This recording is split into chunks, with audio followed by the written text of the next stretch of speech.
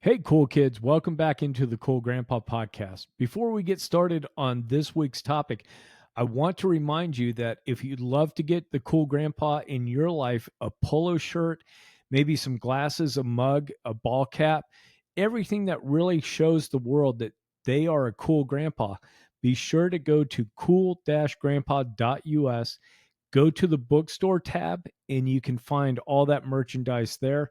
It's a great way to celebrate the cool grandfather in your life, and it's a great way to help support this program as well. I want to talk this week about what it means to be a truly cool grandpa. Not just a grandpa to the little ones in our lives, but really, what does that legacy and what does that mindset of being a cool grandpa mean, especially in, let's say, a work environment, a volunteer community environment, wherever you think that you're going to be stepping into as a leader or have already stepped into as a leader. I want to suggest to you that some of those things that we do naturally as grandfathers and grandparents really have a strong place in the work environment today. Now, what I want you to do is remember that we can connect with thinking about it a lot of times, but I want us to think about how we use these skills to connect with grandchildren and our adult children and how we might be able to use those with the team members that we have. And I know today there's a constant tension between performance versus connection versus those growth goals that we all have within our leadership roles. And I get it. I've been to those meetings before. I've seen it where the spreadsheet, the PowerPoint presentation really seems to matter more than the humans behind it. Those team members that really put in the blood, sweat, and tears to make sure that the organization's goals are met. But what if, just what if, we led more like grandfathers? And you don't have to be a grandfather to lead like this. Heck, there's tons of cool grandmas that are in leadership positions. There's also a bunch of us that are just a little bit older that have had the experiences, and maybe we're not grandfathers, but maybe we can take that attitude and that passion of connecting with people and move it forward with our teams. And again, I really think that we as grandfathers don't care so much when our grandkids are coloring inside the lines. What we care about is that the grandkids are using the imagination. And what we really get pleasure from is being able to see that creativity makes and seeing the work that's going into the kids that are producing that work of art for us. And grandfathers, we're not trying to prove that we're smarter or stronger. We're trying to prove to those grandchildren that they matter, that they're stronger and more intelligent than they think they are. And we want to do that same thing with our teams. How many of these young adults come into our teams from high school, from college with little to no experience, and immediately they're being looked upon like there's somebody that should already have 5 years, 10 years, 15 years under their belts, and they're not quite there yet. What we want to be able to do is step back and see the accomplishments, coach them up, and move them forward. So, one of the ways that we do this is we remember the people that have really laid the foundations for some of the leadership thought, especially in the 20th century. And that's what Dale Carnegie was getting at decades ago when he said, people rarely succeed unless they have fun at what they're doing. As grandpas, we instinctively know when we're interacting with our grandsons and daughters if we're having fun, if they're having fun, and if that connection fuels them with motivation to do better at whatever that task is. And so I want you to keep this in mind as I talk about this next story. A few years back, I was sitting on the floor with one of my grandsons, building up this massive Lego ship, a pirate ship, I think. Now, I had the instructions out, following every step carefully, making sure that the mast was perfectly aligned, making sure the rudder was there, making sure those little Lego cannons were all set where they were supposed to be. And, you know what he was doing? He was just throwing bricks together like it was some kind of Jackson Pollock painting, some cubist, some surrealist, some modern painting. Like there was colors everywhere. He was not following the instructions. And at one point I said, "Hey buddy, you're not doing it right." And he looked up and smiled at me and he said, "But Grandpa, this is my ship. This is how I want it to look like."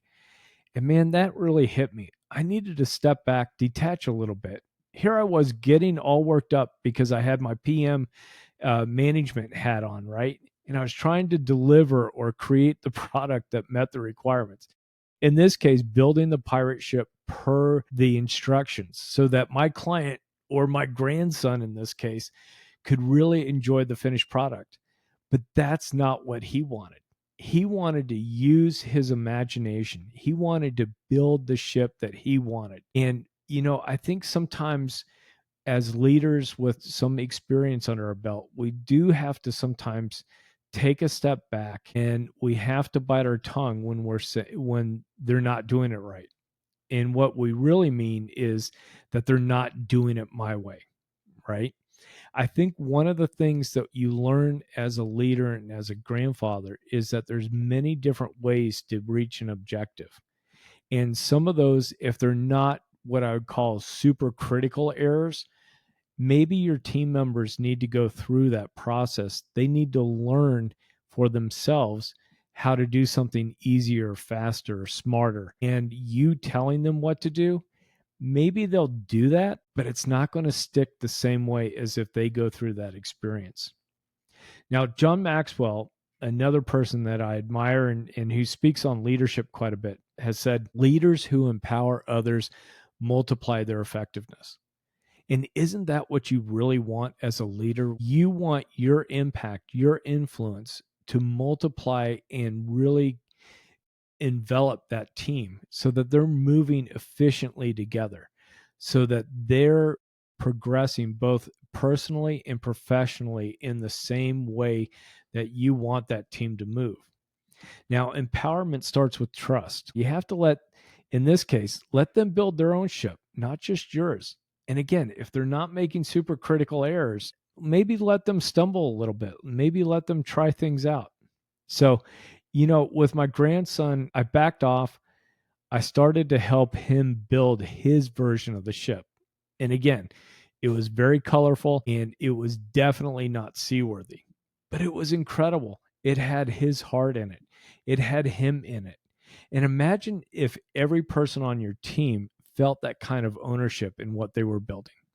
How many of us, by the time we got out of college, by the time we got out of high school, really felt that we had basically learned how to do remedial tasks on time, but we lost our spark.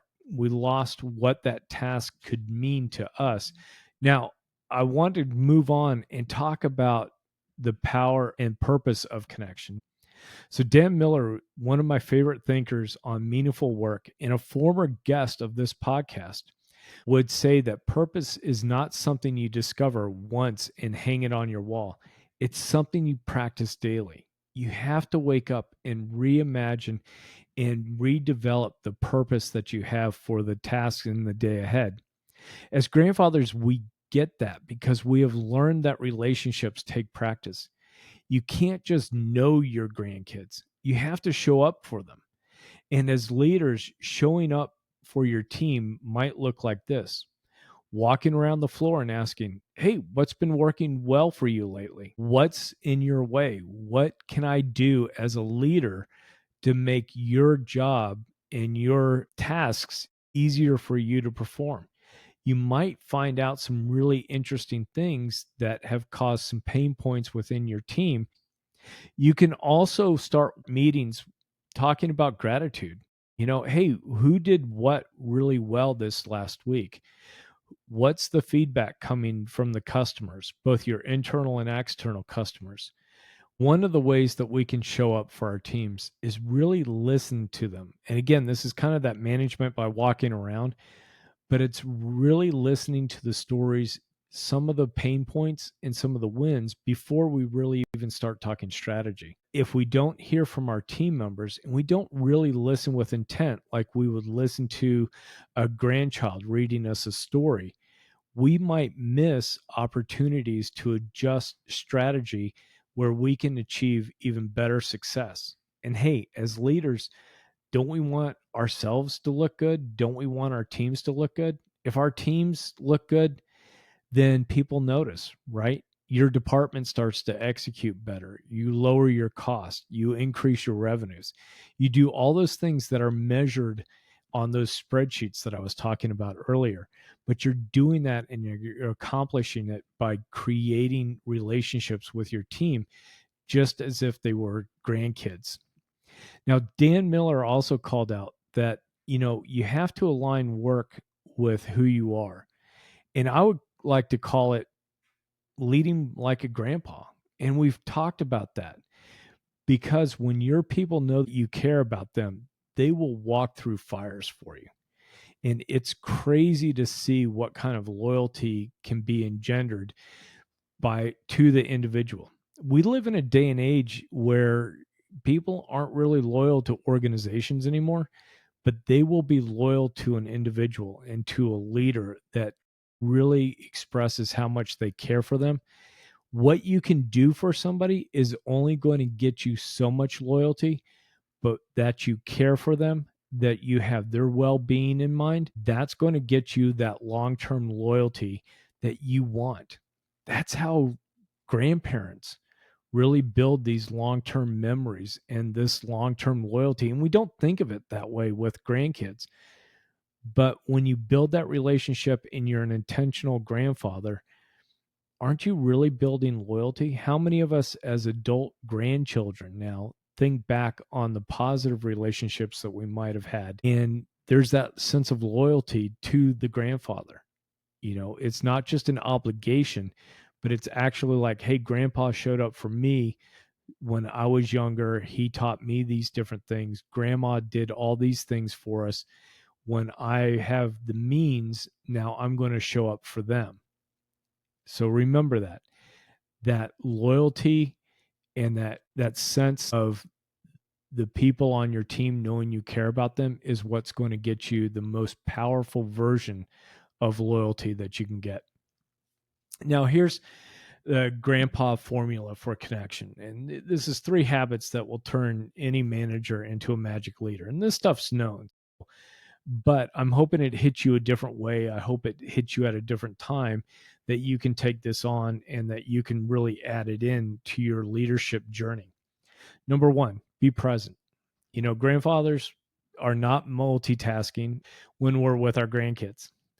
And we put the phone down, we put the paper down, we put the book down, we turn off the TV, whatever it is, to really be able to focus in on the grandchildren when they really come to us and they want our full attention. We laugh at their jokes, even when they don't make sense. Now, what I want you to do is try giving your team that same undivided attention. It is rocket fuel for morale. And if you don't believe me, try going into a meeting a little bit earlier, sitting with the manager that recognizes you, that talks to you, that really spends a little bit of time with you, even if it's just small talk.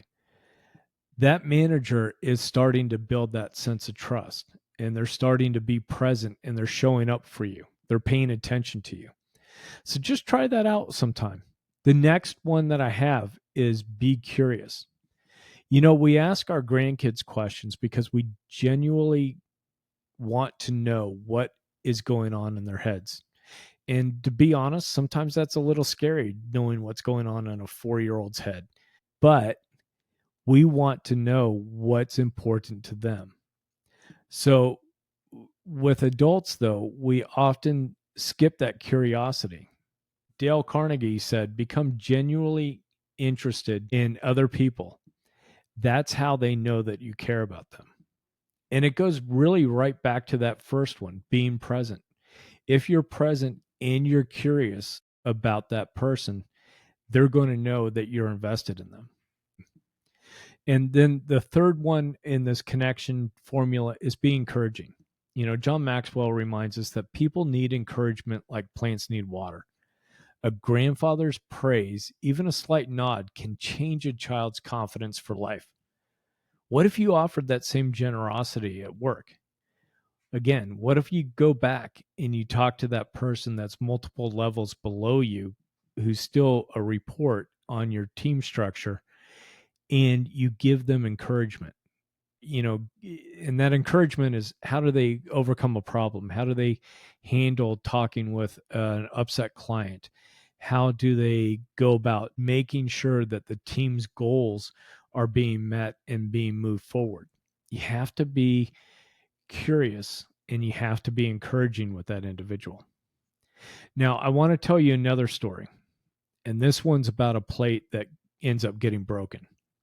So one weekend I was up visiting my granddaughter and my son's family, and my granddaughter and I were making breakfast, and we had mixed everything up and we were stacking pancakes on a nice plate, right? Everybody else was kind of setting the tables, doing whatever, but she had her little stool next to me. We're pouring the pancake batter into the pan. We got this big stack of pancakes, and it's on a plate that's, it's not quite a platter, but it's bigger than a normal plate. And we had all the family's pancakes on them. And I asked her to take the pancakes over to the table and be careful about it. And she was doing her best not to spill them. But halfway to the table, something happened. I didn't see it. She dropped the plate. The pancakes went on the floor. The plate cracked. She was looking like she had just, I don't know. She looked like she was just feeling terrible about it, that she had ruined everything. Because we had some chocolate chips and these things, and we had some sprinkles, and grandpa was in town, and this was going to be kind of a very fun breakfast that she was participating in. And I just remember I went up to her and I said, okay, now we got to get this cleaned up, but we've got an opportunity here to be creative. So we looked over the ingredients we had on our hand and we talked through what we could make quickly. Everybody was hungry, table was set, everybody wanted breakfast. So we knew we had a hot pan, we had butter, we had milk, we had eggs, and we decided, and I did guide her on this, but we decided to come up and quickly mix up a batch of scrambled eggs. And it worked out. And yes, I led her into making the decision for the scrambled eggs. But sometimes that's what great leaders do. You hear and you see your team is struggling, and instead of walking in and really directing the situation, maybe you walk through alternatives. And as you walk through the alternatives, you know that your team members are going to pick the one that you really wanted, but you have to let them come to that themselves, right?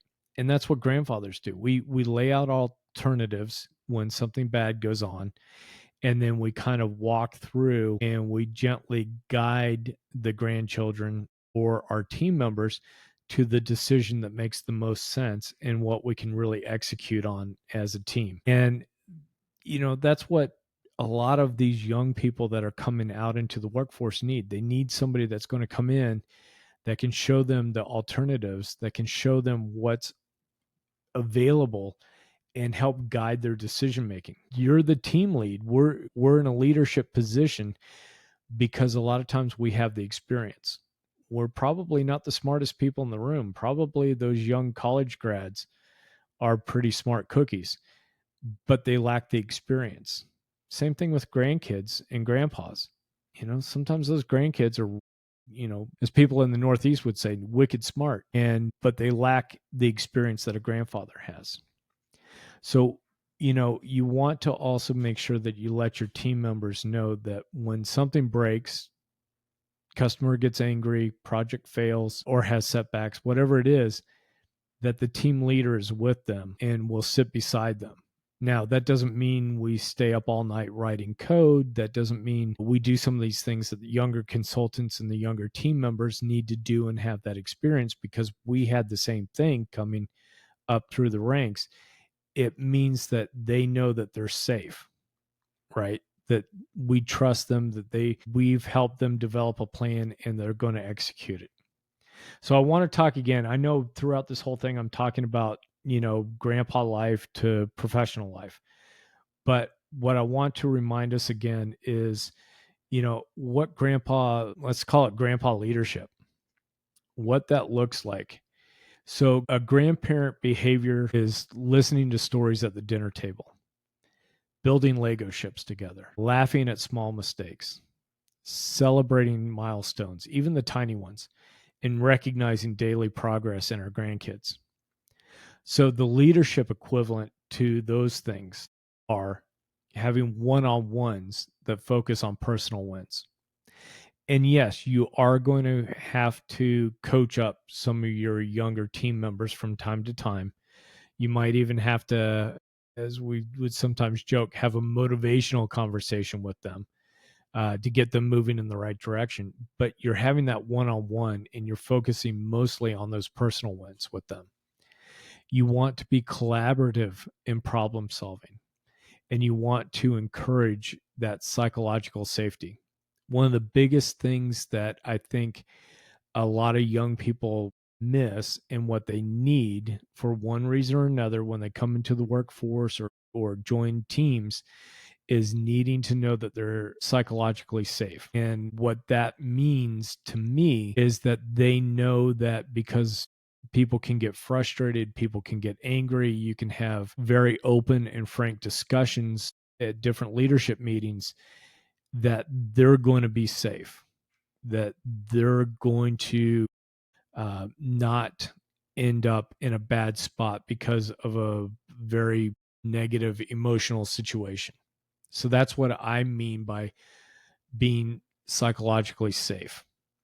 Now, most leaders I know are not always the smartest person in the room. I've said that before, but they're the ones who remember to celebrate the contributions from team members, who listen without judgment, who make the workplace feel like family, not because it's in the HR manual, but because it's in the hearts of the foundation of their leadership style and their values.